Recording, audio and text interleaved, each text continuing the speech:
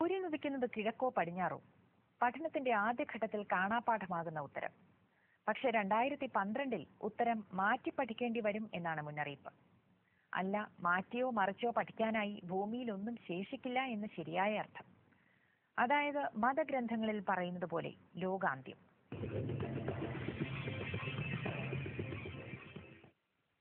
പെട്ടെന്നൊരു ദിവസം ഭൂമി തിരിഞ്ഞു കറങ്ങും. ഉത്തരധ്രുവം ദക്ഷിണധ്രുവമാകും, ദക്ഷിണം ഉത്തരവും. സൂര്യന്റെ കാന്തിക മണ്ഡലത്തിലുണ്ടാകുന്ന മാറ്റമാണ് കാരണം.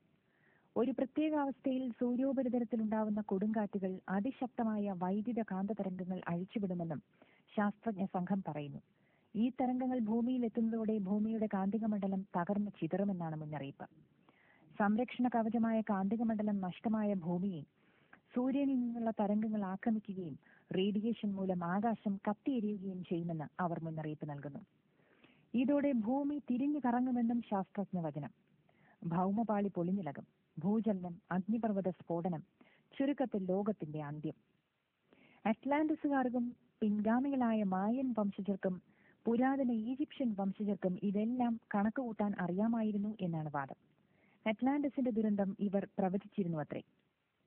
9792 BC-യിലെ പ്രളയവും.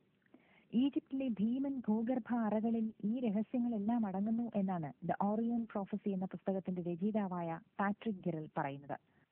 അതുകൊണ്ട് ദ ഗ്രേറ്റ് ലാബ്രിന്ത് എന്ന ഈ ഭൂഗർഭ അറ കണ്ടെത്തേണ്ടത് ആവശ്യമാണെന്നും രഹസ്യങ്ങൾ അറിഞ്ഞു കഴിഞ്ഞാൽ പ്രതിരോധിക്കാൻ കഴിയുമോ എന്ന് ചിന്തിക്കാമെന്നാണ് വാദം.